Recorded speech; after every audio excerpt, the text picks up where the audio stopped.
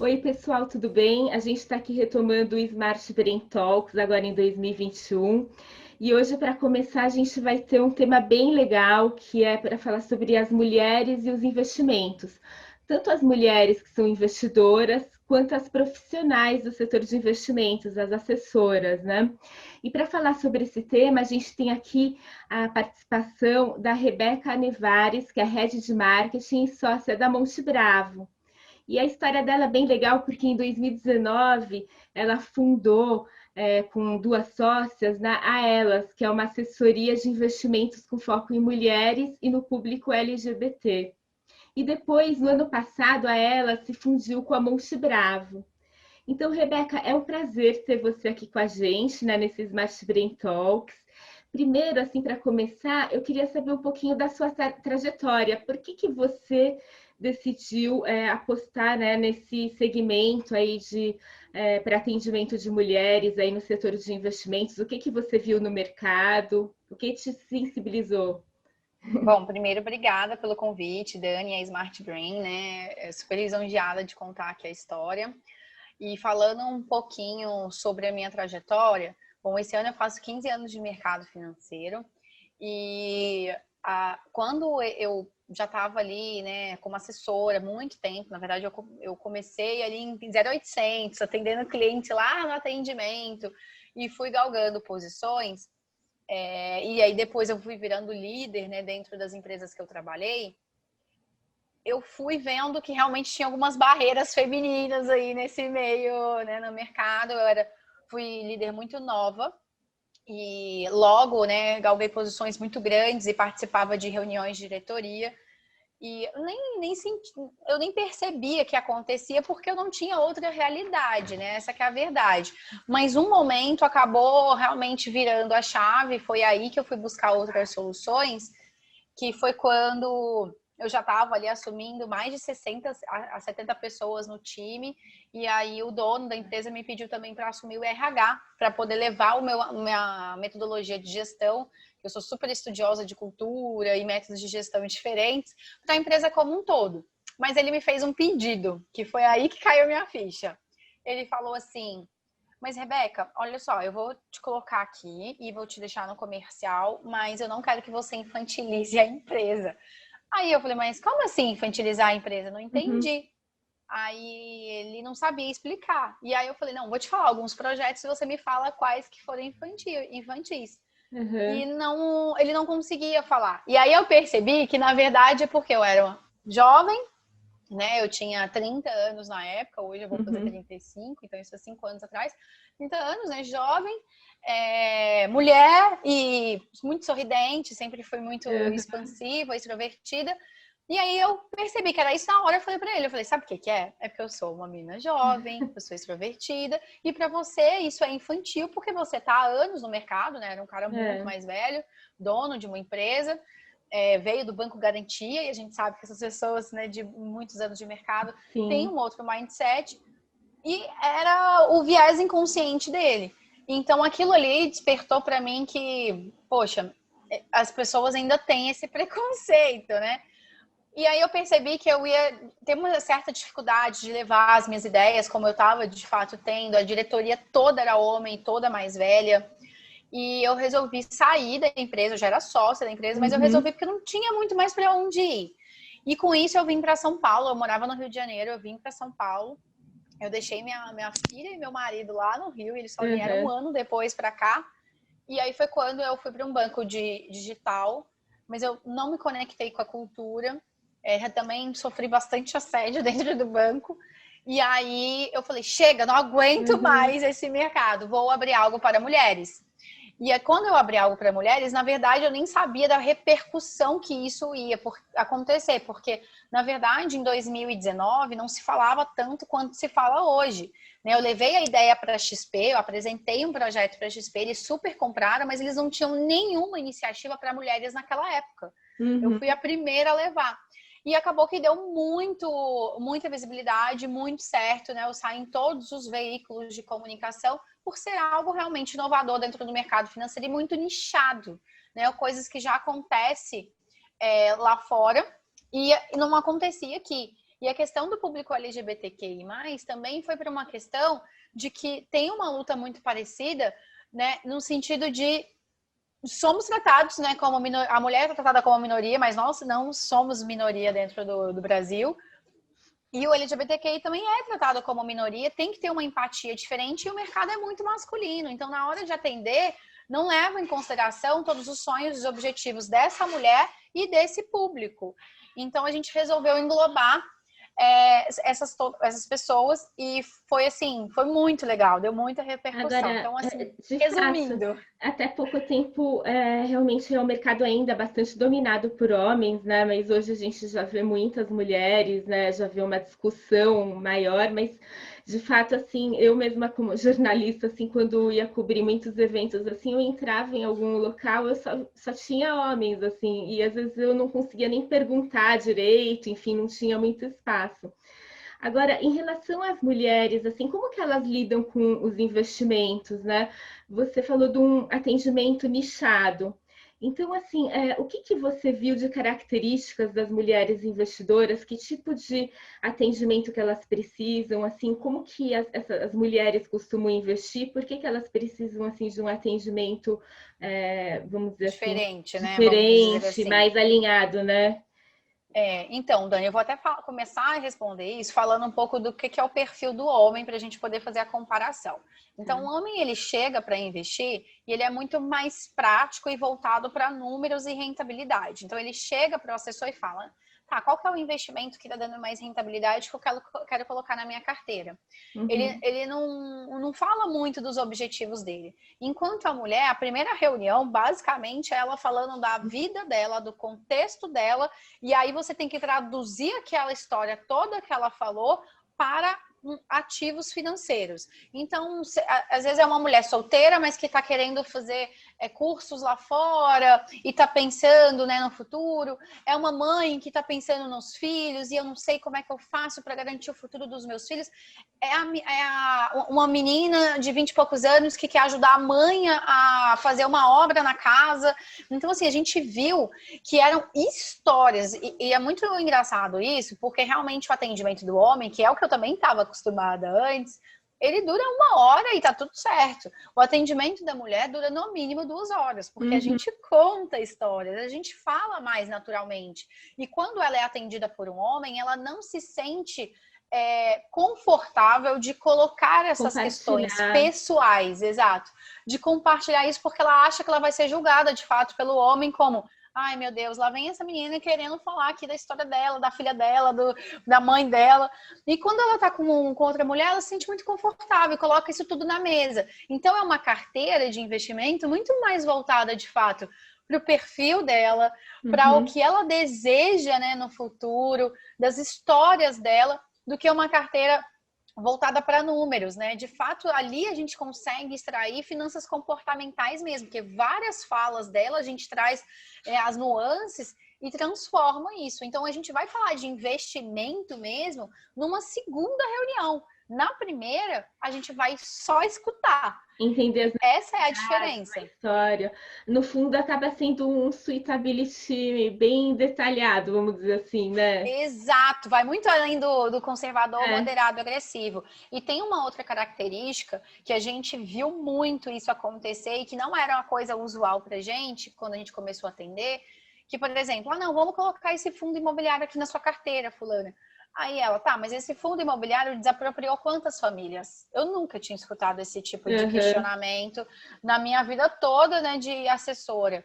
E elas se preocupam com o contexto social. Essa questão do ISD que veio tão forte esse ano, para as mulheres isso já é uma realidade. Ela nem sabe que é ESG, mas ela não quer se conectar com uma empresa que não está dentro dos valores, não tem esse contexto social que está fit com ela. Ela quer entender o que está por trás da empresa. Eu quero ganhar dinheiro, não se iluda. As mulheres querem ganhar dinheiro, mas eu quero ganhar dinheiro sabendo que o meu dinheiro está nutrindo.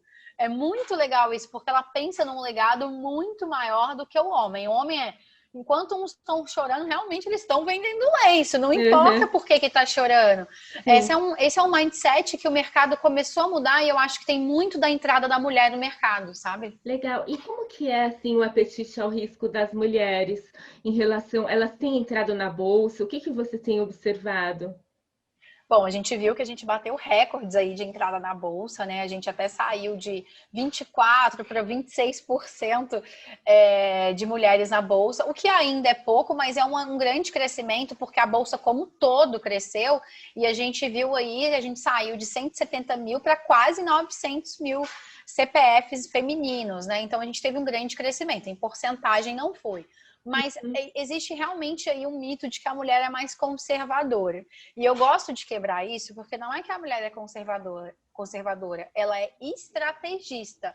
Ela é mais estrategista, ela pensa mais em executar, ela olha um pouco mais para o longo prazo, entendeu? Existem mulher traders? Existe e tudo mais. Uhum. Só que a maioria das mulheres é aquela coisa do tipo, eu comprei, fiz minha carteira, eu entendo quais são essas empresas, eu sou sócias agora dessas empresas, eu não estou especulando, e com isso elas Uma deixam e visão também de longo gastam. prazo. Exato, e gasta menos com corretagem. Então, tem até um estudo, eu estou tentando lembrar agora quem foi que fez o estudo de Uhum. fato, mas eu acho que foi Financial Times, que falou Uhum. que a mulher ganha em torno de 0,5% a mais no ano, só pelo fato dela não ficar o tempo todo mudando a carteira em momentos econômicos. Enquanto o homem, né, ele tem o que a gente chama nas comportamentais de ilusão do controle, ele Uhum. acaba trocando mais vezes, né? Porque, ai meu Deus, caiu, aí ele fica vendendo e comprando nas horas erradas. Enquanto a mulher, ela fala, não, isso aqui não é para eu olhar. Ela segue a estratégia, ela tem mais disciplina, sabe? Então você E está aí, por falando isso que ela ganha mais. a mulher assim ela acaba sendo mais cautelosa, disciplinada, né? Mais Exato, é fiel à sua diferente de ser estratégia. conservadora, entendeu? É Entendi. diferente. Agora, assim, ela tem, as mulheres costumam ter esses atributos. Agora, se você pudesse falar de alguns equívocos, alguns erros, assim, algo que você vê que é mais comum, que elas precisariam corrigir, o que que você poderia assim, citar, que você vê aí na sua experiência do dia a dia? Isso é uma ótima pergunta, tá? E normalmente as pessoas não fazem essa pergunta, mas eu até falo no meio ali que é o seguinte: as mulheres também elas demoram demais para decidir, né? Por conta Ah, tá. desse medo, desse viés cultural mesmo, né? Mulheres só puderam abrir conta em banco sem autorização de um pai ou do marido em 1962. Então a vida financeira dela é muito recente e por isso ela tem ainda muitos receios em relação Uhum, ao dinheiro e tudo mais. sim. E aí ela sabe que ela tem que investir, ela sabe que ela tem que apertar o botão, mas parece que tem algo maior aqui que fica pairando e que faz ela segurar. Então ela acaba demorando a tomar algumas decisões que lá na frente vão fazer a diferença. Se você perguntar ainda, tem muitas mulheres que não, eu sei que eu tenho que investir, mas assim, ainda tenho medo, ainda não me sinto tão confortável, não me sinto tão segura. Tá, mas então tá, por que você não se sente? O que você vai fazer para você conseguir superar isso? Então, é isso que elas precisam entender, que esse tipo de comportamento é errado, não é a questão de você sair fazendo sem pensar, não é Uhum. isso. Mas é Tem que essa dar o coisa start. de se paralisar, não paralisa, sabe? O homem, enquanto isso, ele tá arriscando, ele tá fazendo, deu errado, ele vai lá, tenta de novo. Tudo bem, se põe pouco, porque se errar, se der algum problema, né, você consegue superar. E também não é sair da poupança direto para ações, né? Existe diversos ativos nesse meio do caminho que você pode começar. E ela acha também agora, até porque a bolsa está muito, né, em voga e tudo mais, que Uhum. ela vai sair do banco, que é super seguro, que ela vai sair da poupança e de repente ela vai comprar uma ação e pode perder todo o capital dela. Calma, gente, tem mil Uhum. coisas aqui no meio Tem do um caminho. aprendizado de vários ativos aí que ela pode ir Vários. indo aos poucos até assumir por um pouquinho mais de risco na carteira, né? Exatamente. Agora, em relação ao público LGBT, assim, é uma demanda também que existe. Por que que vocês incluíram esse grupo? Enfim, o que que vocês veem em relação a características dele? Primeiro porque a gente, quando a gente fala para mulheres, né, também tem Uhum, mulheres LGBTQI sim. e era muito comum a gente escutar, tinha bastante até de clientes assim, e o drive, porque quando você senta com uma mulher, né, para conversar, por exemplo, um assessor homem natural, aí ele vai lá e fala, não, porque quando você quiser ter filhos, quando você casar, quando você, né, uma mulher, basicamente, você vai pensar, e não, é a família, vai casar, lá. E quando a mulher, ela não tem esse padrão, que é o que a gente está acostumado, vamos dizer assim, Sim. o discurso é completamente diferente e tem que ter essa empatia. Então a gente percebeu que tinha muitas mulheres, não, mas eu não quero casar, eu não vou ter filhos, né? Eu sou lésbica e as pessoas ficam me tratando como se eu tivesse que ter filhos e tal, e tal, e tal. Então a gente percebeu que a gente tinha que incluir isso no nosso discurso, e aí, obviamente, também isso trouxe homens. Porque imagina um homem, né? Que ele é homossexual sentado na frente daquele estereótipo do mercado financeiro, né? Que é o homem branco, hétero e tal. E aí ele senta, como é que ele vai? Ele não se sente confortável de colocar os objetivos e sonhos dele. Se for um casal gay, então, eu quero ter um filho, por isso a gente quer começar a planejar. O próprio assessor ali, muitas vezes ele se sente desconfortável, porque não é uma realidade que ele vive. Então a gente quis dar para essas pessoas a segurança, porque falar de dinheiro, Dani, é falar de falar da projetos, vida. é falar de sonhos, exato. Muita gente Sabe? tem o tabu da questão do dinheiro, né? A gente vê que até as pessoas hoje agora, enfim, na crise chegaram sem ter uma reserva de emergência. Enfim, é uma questão que você tem que discutir, mesmo colocar no seu dia a dia Sim. para você viver melhor, né? É muito mais do que falar de números. Aliás, falar de números Sim. acho que é uma das últimas coisas que a gente fala, né? É É. falar de comportamento, de emoções. E o que a gente percebe é que o discurso do mercado financeiro ainda é muito voltado, né, para o número, quando na real a diferença do atendimento, da experiência que a pessoa vai ter, é esse relacionamento que você vai ter com ela sem julgar. Né? A gente tem um caso que eu gosto até de falar muito, né? Uma cliente, ela estava separando e ela chegou aos prantos porque ia ser dividida, né, ali o dinheiro do ex-marido com dela e tal, um divórcio. E ela nunca, né, tinha cuidado, ela não sabia pagar um boleto, porque não era a vida dela, isso tudo quem cuidava era o marido. E ela chegou aos prantos. Como é que você, como um assessor, do tipo, o cara não sabe nem como agir, um homem, entendeu? Ele não sabe nem como agir nesse sentido. Então a gente quis dar esse ambiente acolhedor, um ambiente emocionalmente seguro, onde as pessoas pudessem trazer, né, os seus objetivos, as suas dores, e que com isso a gente vai transformar em soluções financeiras, seja elas de investimento, sejam elas até de crédito, de outras coisas, porque a gente puder ajudar, sabe? Entendi. Agora, em relação à questão, a gente falou bastante daí da investidora. Agora, e as profissionais? Você tem visto mulheres entrando aí para a área de assessoria de investimentos, se qualificando, buscando certificações? Ainda existem barreiras para entrar nesse mercado? Como que você está vendo essa questão da mulher profissional?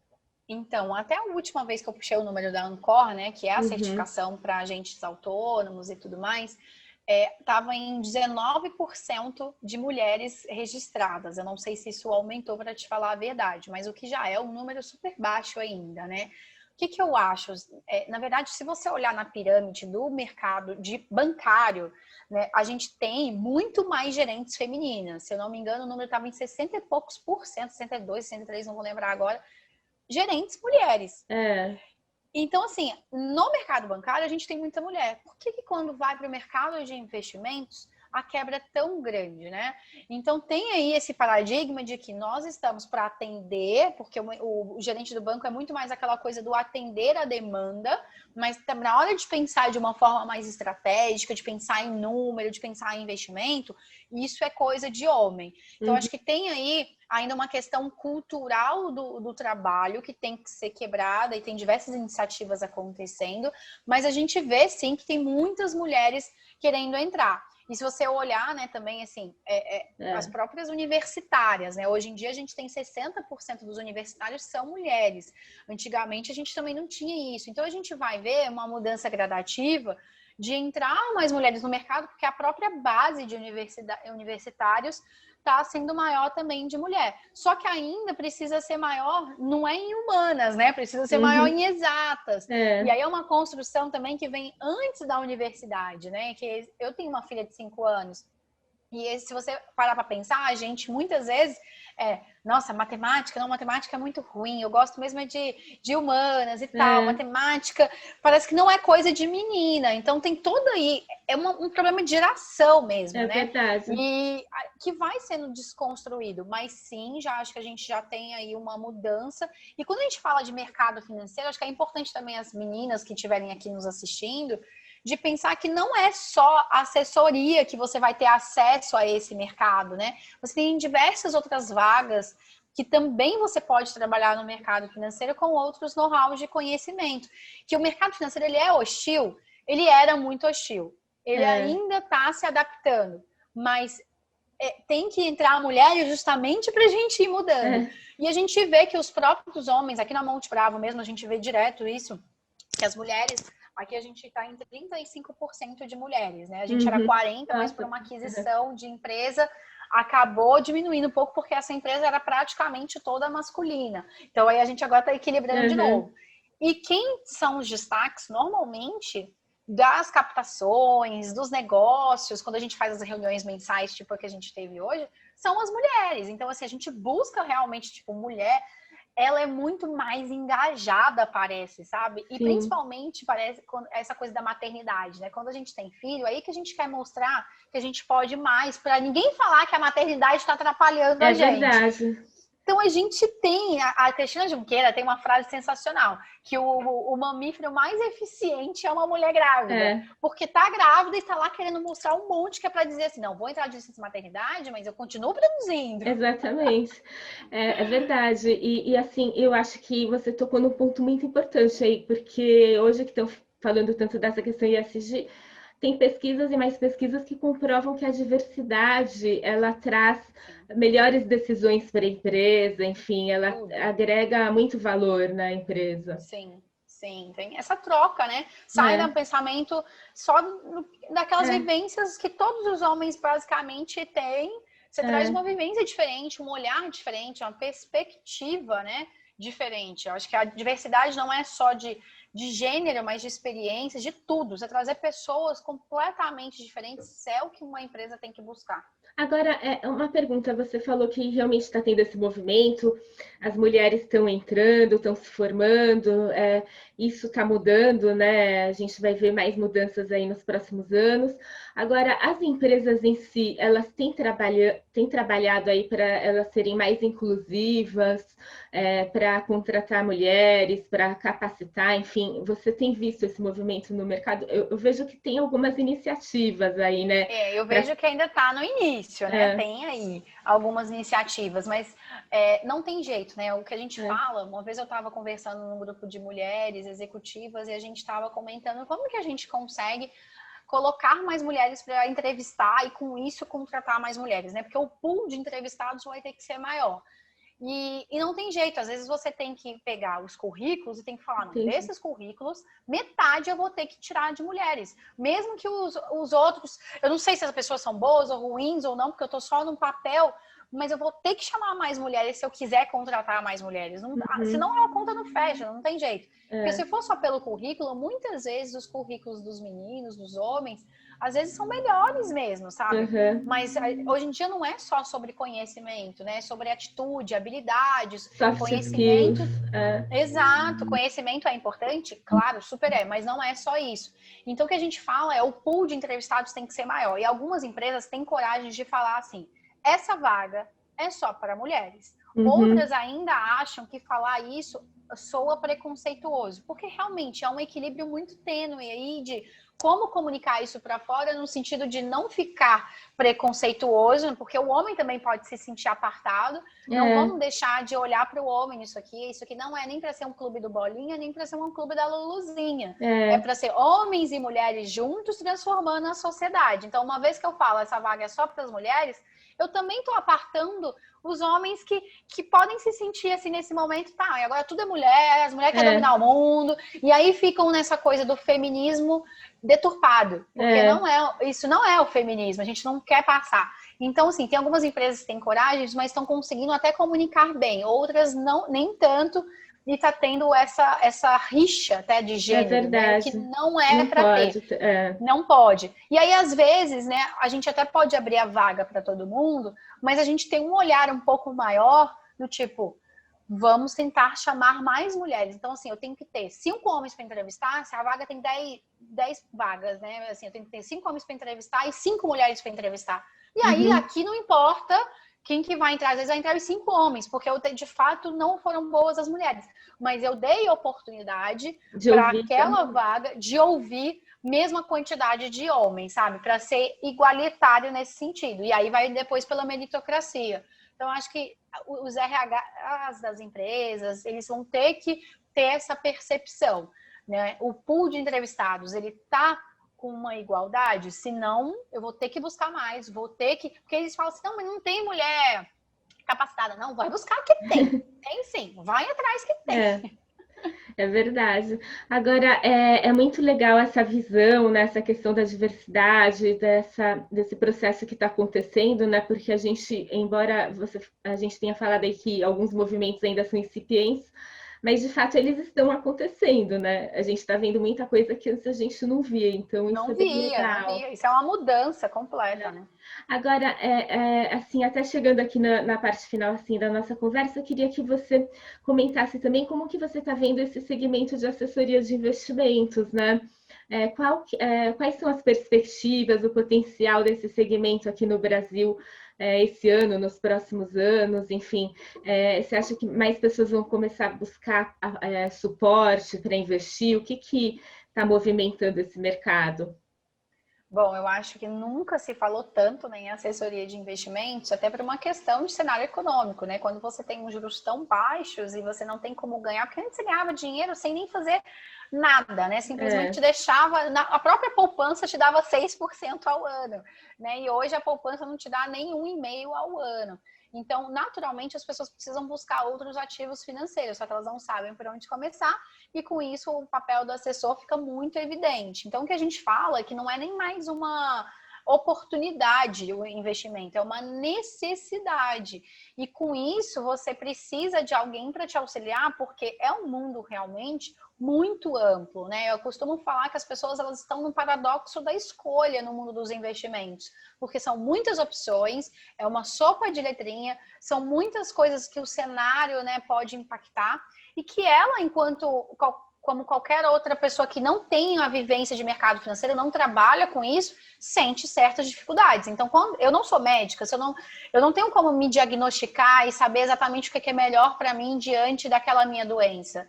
Então, eu vou no médico. A mesma coisa eu tenho um perfil, mas eu não sei exatamente o que é bom para esse meu perfil, o que eu vou botar na minha carteira de investimentos. Então, eu tenho que ir no assessor. Então, o que a gente fala é que você não precisa saber tudo de investimento, mas você precisa saber fazer as perguntas certas para o seu assessor. Como qualquer profissão, né? Porque se fala muito da questão de conflito de interesse, de assessoria, da transparência desse profissional. Gente, como qualquer profissão, a gente vai ter pessoas excelentes e pessoas nem tão excelentes assim. Então, você, enquanto cliente, tem que saber fazer as perguntas certas para poder ter certeza de que aquilo ali, né, você está fazendo uma coisa certa para você. Então, é uma construção, é um alinhamento, você com o seu assessor. Você tem que se sentir confortável, tem que se sentir confiante. Não pode sentir que está sendo, desculpa a palavra, mas é entubado. Não, não é para ser assim. A assessoria não funciona. A assessoria é para construir junto o seu futuro. E não para construir o seu futuro por você. Não. Por isso que dá um certo trabalho mesmo. Cuidar das nossas finanças dá trabalho. Mas é aquela história que a gente vê muito agora na rede social. Escolhe o seu difícil. Você quer escolher o seu difícil lá na frente, sem dinheiro, sem planejamento? Ou você quer escolher um difícil de parar uma vez por mês, falar com o seu assessor, acompanhar os seus investimentos? Você precisa escolher um caminho. E agora, quando você escolher, saber fazer essas perguntas certas para também não se sentir ludibriado ou ludibriada, entendeu? Tá certo, Rebeca. Eu agradeço bastante a atenção de você participar aqui do nosso Smart Brain Talk. Super legal ouvir tudo isso que está acontecendo, né? Tanto a respeito das mulheres aí que estão investindo cada vez mais e melhor também, né?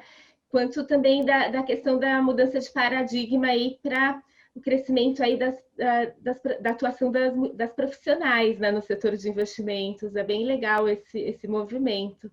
Então, agradeço bastante e vamos manter contato aí para os próximos Smart Brain Talks.